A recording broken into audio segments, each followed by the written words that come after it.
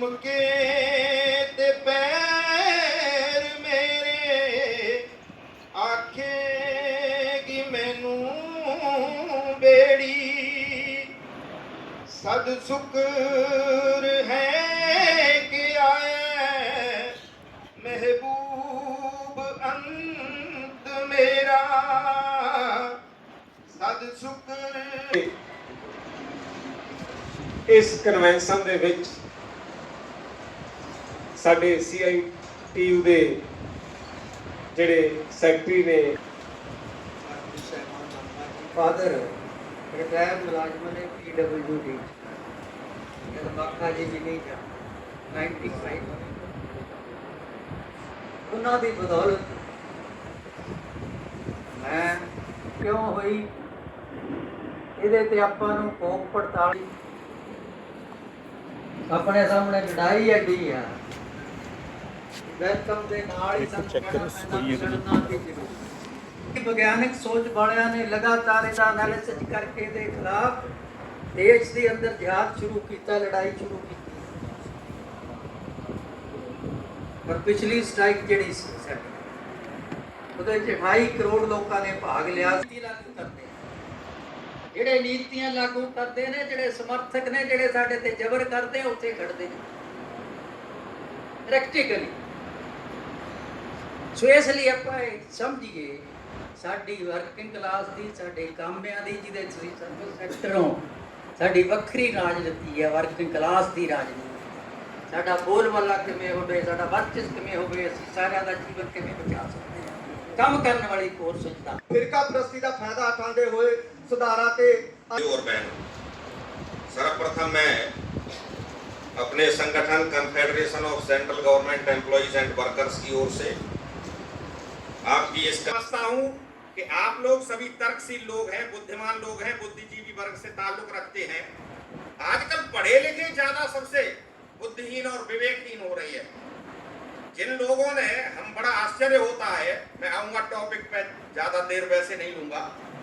हम लोग पार्कों में जाते थे, दिल्ली में हम बहुत रहे हैं, 20-22 साल जो है दिल्ली हेडक्वार्टर पर रहे हैं हम।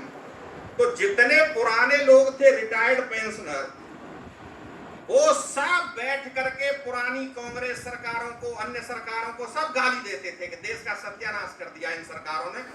जिनको नौकरियां उन्हीं सरकारों में मिली, जिनको पेंशन उन्हीं सरकारों की देन है, उनकी बदौलत मिल रही है। और इस सरकार ने, जब ये पहली बार अटल बिहारी वाजपेयी की सरकार आई तो न्यू पेंशन स्कीम लागू की गई, और दूसरी बार आई तो ये पेंशन को बिल्कुल खत्म कर दे रहा है जो यूपीएस लेकर के आया। लेकिन एक ऐसा नैरेटिव मीडिया के द्वारा बनाया गया है कि 2014 के बाद ही सब कुछ हो रहा है। 2014 से पहले तो कुछ हुआ ही नहीं, हिंदुस्तान था ही नहीं। 2014 के बाद ही मोदी इसको समुद्र में से निकाल के लाया है, और मोदी विश्वकर्मा की तरह इस देश का विकास कर रहा है।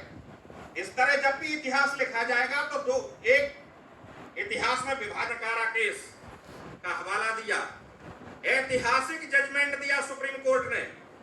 उसने कहा कि ये कोई खैरात नहीं है, चैरिटी नहीं है पेंशन, ये पेंशन उस कर्मचारी की उस मेहनत का प्रतिफल है जो उसने 35-40 साल उस विभाग के, उस संगठन के विकास के लिए दिए हैं। ये उसका रिजल्टेंट है। इसलिए ये इसका दायरा बढ़ाना चाहिए, देना चाहिए सबको।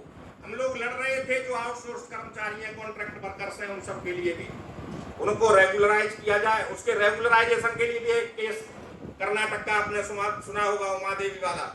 लेकिन सरकारें हैं, नहीं लागू करती हैं, कोर्ट ऑर्डर तमाम पड़े रहते हैं, नहीं लागू करते हैं। तो ओपीएस की बहाली के लिए तमाम आंदोलन चले। ओपीएस में क्या था, अभी जो नियम था कि आप जिस स्केल में रिटायर हो रहे हैं, जिसकी बेसिक पे से उसकी 50% आपको पेंशन मिलेगी। उसका आप कम्यूटेशन भी करा सकते हैं 40% तक, एक मुश्त अमाउंट मिलेगी, और वो रेस्टोरेशन उसका 75 के बाद होगा। 80 के बाद उसको 30% बढ़ जाएगी, 85 के बाद 30%, 90 की उम्र के यूपीएस के तहत क्या मिलेगी, 50% of the average basic pay over the last 12 months of retirement for employees retiring with at least 25 years of service, and proportionate pension benefits for employees within 10 to 25 years service। यानी अगर आपकी 25 साल की service पूरी हो गई तो आपको एवरेज बेसिक पे 12 महीने का एवरेज निकाला जाएगा, उसकी 50% आपको मिलेगी। 10 साल से 25 साल के बीच में प्रोपोर्शनेट मिलेगी, यानी अनुपातिक पेंशन मिलेगी। एनपीएस क्या है या कितनी मिलेगी? ओपीएस का मैंने बताया कि 50% बेस पे का लास्ट पे ड्रॉन का मिलता है। मिनिमम पेंशन क्या है? 10,000 रुपए यूपीएस में, लेकिन 10 साल की सर्विस होना है।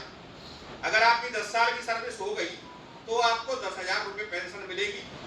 एनपीएस में कुछ भी निश्चित नहीं है। हमारे यहाँ ओपीएस में जो पुराने लोगों को मिलती है वो मिनिमम पेंशन 9,000 रुपए पर मंथ है, 9,000 पर मंथ। और वही फैमिली पेंशन भी है, मिनिमम 9,000 रुपए जो है मिलेगी। फैमिली पेंशन क्या है? फैमिली पेंशन यूपीएस में जो पेंशन सरकारी कर्मचारी की बनेगी, रेगुलर कर्मचारी की, उसका 60% मिलेगी। 30% अपने यहाँ है, तो यहाँ 60%, 50% अपने यहाँ मिनिमम वेज जो है 18,000 है और उसकी 9,000 है ओपीएस में। तो ये फैमिली पेंशन जो है, जो पेंशन तय होगी रेगुलर कर्मचारी की, जिसकी 25 साल से ज्यादा की सर्विस होगी, उसको उसका 60% मिलेगा। डियरनेस रिलीफ, महंगाई भत्ता, ओल्ड पेंशन स्कीम में महंगाई भत्ता मिलता है। वो महंगाई भत्ता यूपीएस में मिलेगा, लेकिन एनपीएस में उसका कोई प्रोविजन नहीं है। ग्रेच्युटी, ये ग्रेच्युटी एक्ट बना था बाकायदा, और उसकी समय समय पर पे कमीशन के हिसाब से उसकी लिमिट बढ़ाई गई है। 16.5 महीने की ग्रेच्युटी, जो रेगुलर कर्मचारी रिटायर होते हैं उनको 16.5 महीने की बेसिक पे प्लस डीए, जो उसका लास्ट पे ड्रॉन होती है, वो मिलती है ग्रेच्युटी। ओपीएस के तहत लीव एक्यूमुलेशन का भी प्रोविजन था, लीव एनकेसमेंट मिलता है। आप 300 दिन का लीव एक्यूमुलेट कर लेंगे तो आपको 300 दिन का यानी 10 महीने की सैलरी उसके तहत मिलेगी। तो ग्रेच्युटी यूपीएस में भी कुछ नहीं बताया गया इसके बारे में, एनपीएस में तो है ही नहीं। अब हुआ है प्रोविजन, थी नहीं पहले, एनपीएस में नहीं थी, लेकिन एनपीएस में कई सुधार कराए गए, जो संघर्ष किए गए उसके बाद कई सुधार एनपीएस के लिए हुए। मिनिमम पेंशन भी हुई, उसमें ग्रेच्युटी का प्रोविजन हुआ, उसमें फैमिली पेंशन का भी प्रोविजन हुआ है। और शुरू से ही जब 10% कट के मिलेगी सैलरी, कर्मचारी की 10% कटेगी बेसिक पे प्लस डीए, और 10% हिस्सा उसमें गवर्नमेंट मिलाएगी।